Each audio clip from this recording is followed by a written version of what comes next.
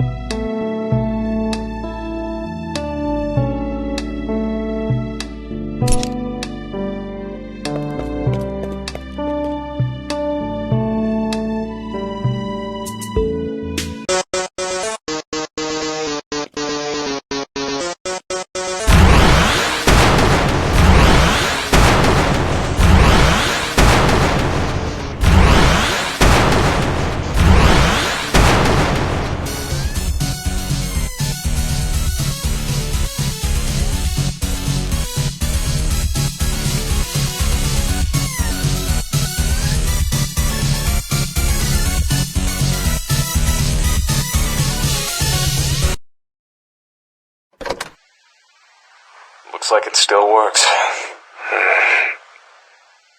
As long as it's recording, I suppose I might as well say something.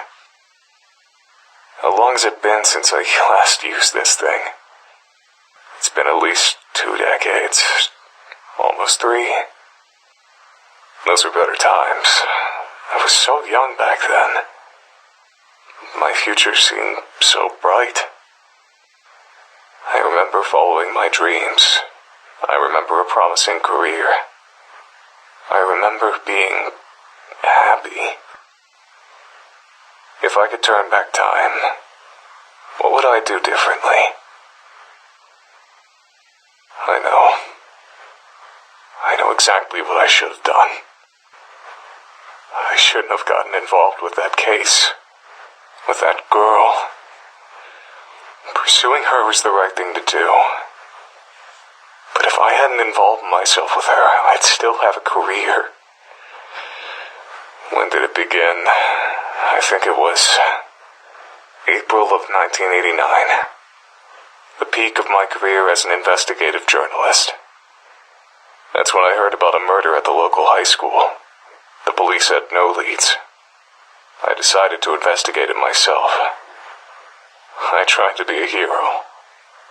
And that was the worst mistake of my life.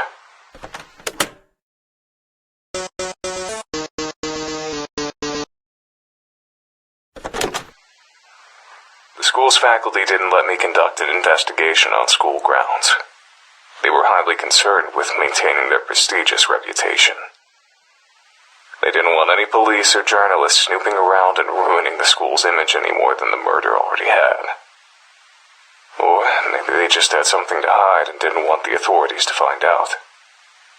To this day, I still don't know how the school managed to convince the police that any crime that takes place on school grounds can only be investigated for 6 hours maximum. I heard a rumor that the school's headmaster bribes the police department to expedite their investigations as much as possible. There were a lot of unsavory rumors about the school's headmaster, but none have been proven to be true. Because I couldn't work around the school, I used to gather information by interviewing students outside of the school gate when they entered or left the school. It was at this point in time that I noticed a peculiar girl who was quite obviously stalking one of her seniors.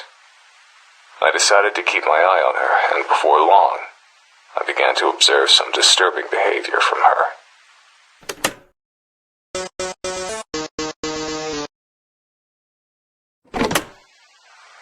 From the school gate, I witnessed the girl do more than just stalk an upperclassman. She stalked any girl who spoke to him. Through student interviews, I kept tabs on what happened to those girls. They became the victims of bullying, were expelled, and in some cases, stopped coming to school. I frequently saw the girl running with a mop and a bucket, as though she always had some sort of mess to clean up. That girl was using manipulation, intimidation, and sometimes even violence to sabotage the boy's love life. If she wasn't above that kind of behavior, the possibility of murder didn't seem too far off. I didn't want to believe that a schoolgirl would actually commit murder just to keep a boy single, but the evidence was staring me straight in the face. That's when I learned a crucial piece of information. The girl who was murdered at the beginning of the school year had a crush on the same boy that was being stalked. The final piece of the puzzle had fallen into place. I knew that I had found the culprit. I went to the police with my findings. Took a lot of talking, but I was eventually able to convince them to take the girl into custody.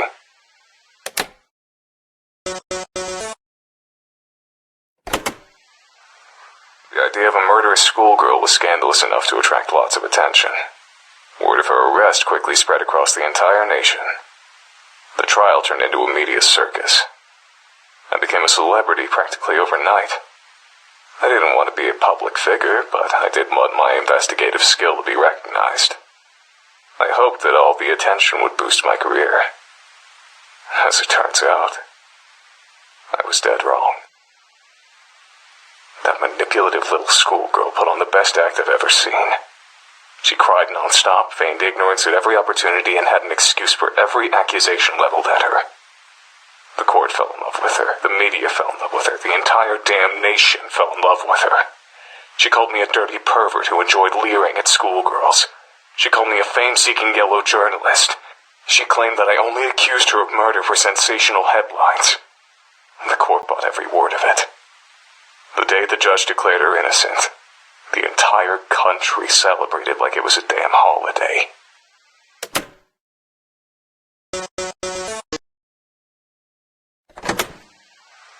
From that day forward, I was a national disgrace. I was known across the country as a lecherous journalist who stalked schoolgirls and tried to throw a girl in prison to boost his own career. I saw disgust in the eyes of every person who looked at me. My house and my car were vandalized every day for weeks. Needless to say, I was never able to work as a journalist again. The police department that arrested the girl was also the subject of national criticism. They were accused of being incompetent fools who would arrest anyone without sufficient evidence. Ever since then, the police in that town have been extremely lenient in an attempt to repair their reputation, and don't want to go anywhere near the local high school except for extremely brief periods of time. But the worst part of the entire experience didn't come from the media or the public. Immediately after the trial, I tried to escape the press by hiding in an alley behind the courthouse. Only one person found me there. It wasn't a journalist or a reporter. It was the girl that had just been declared innocent. I'll never forget her face that day. She was smiling, but her eyes were blank, empty, soulless, like a doll's eyes. She looked like she didn't have a single ounce of humanity in her entire body. With that smiling face, she said to me, "It would be very easy to make your death look like a suicide. Don't ever cross me again." She turned around and left without another word.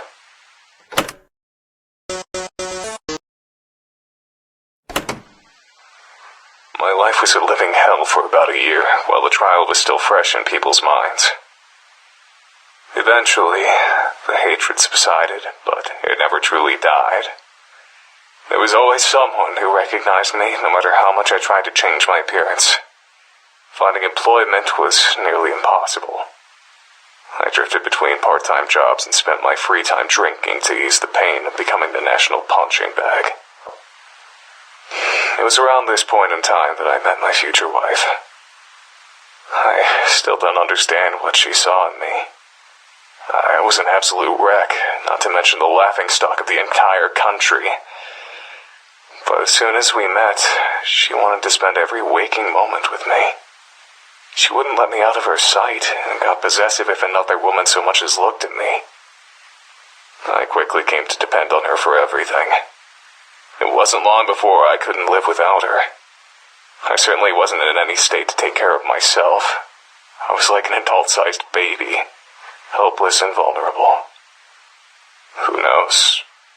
Maybe that's what she was attracted to. Maybe she just wanted to experience the sensation of owning a person. Maybe she wanted to keep a human pet. Maybe all she wanted was someone who she could emotionally depend on. Even after all these years, I don't understand why anyone would waste their time with a man like me. But none of that mattered. Despite all my flaws, she accepted me. And that's all I needed. We got married about 6 months after meeting each other.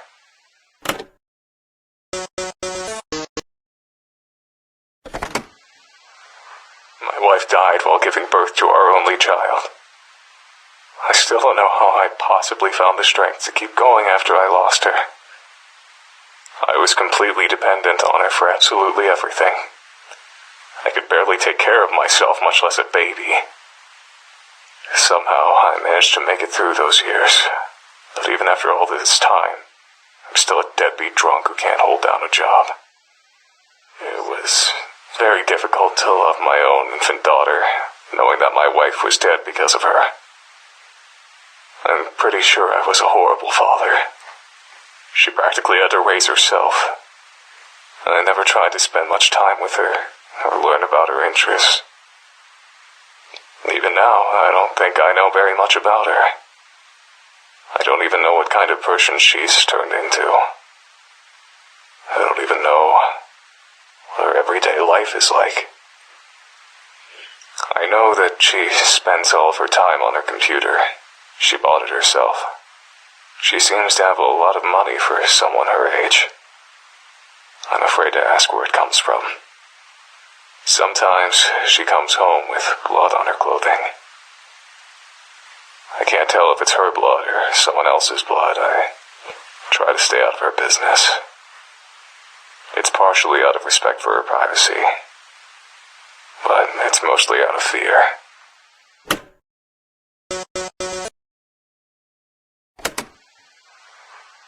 I've never told anyone about any of this. Never saw a shrink, never had any friends to confide in. I thought that it would be therapeutic to record my feelings, even if I'm only talking to an obsolete machine. But this hasn't calmed me down at all. The only thing to come out of this experience is that all of the anger and hate I've kept buried for the past 2 decades has risen back to the surface. I don't think I can go back to the way things were before. I don't think I can go back to wasting my time with crappy part-time jobs, drinking, and sitting on a couch feeling miserable. I don't want this to be my life. But I can't let myself die just yet either. Not until I see justice served. That girl from 1989. She's a grown woman by now, but she's never been punished for the sins of her youth. I can't go on living in a world where a monster like her walks around in public. I'm the only one who knows the truth about her, so I'm the only one who can bring her to justice. I still know how to track a person down. I still know how to learn a person's secrets. I still know how to dig up the truth. For the first time in decades, I feel like I have a purpose. I feel like I know what to do with my life. I'm going to deliver justice to that murderer. I'm going to die trying. This old antique was good for something after all.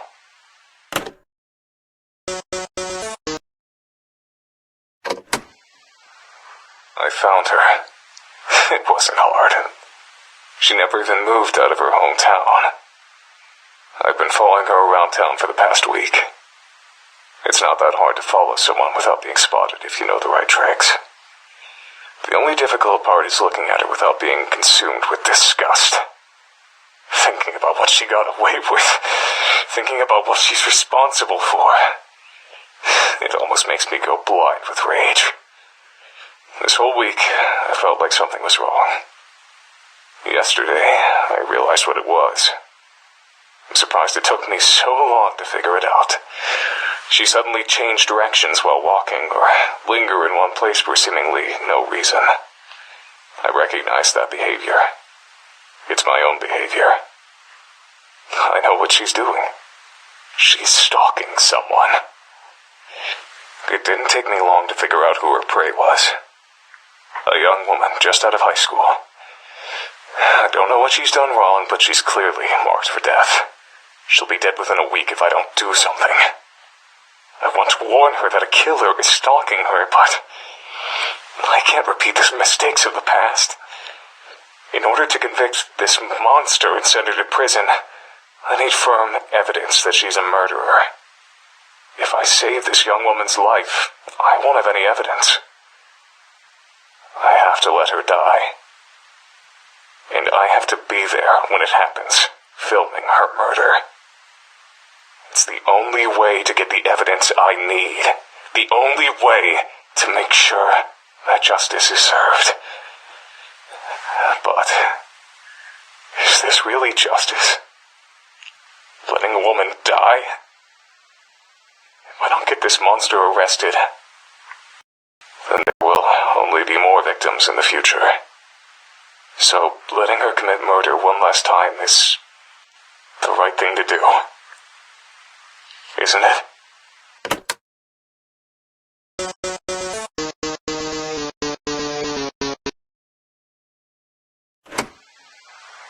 a fool. I'm a goddamned fool. I got sloppy. She caught me. I followed her into an alley, lost her in the shadows. Then I heard her voice from behind me. Long time no see, Mr. Journalist. I turned around and saw her just inches away from me. She was smiling. I recognized that smile. It was the exact same smile she wore when she threatened my life in 1989. I didn't know what to do. I just turned and ran. I've broken a truce that lasted almost 3 decades. She knows I was after her. There's no way she'll let me live. I'm doomed. I can't go to the police. I'll sound like a babbling lunatic without evidence, and right now I don't have any.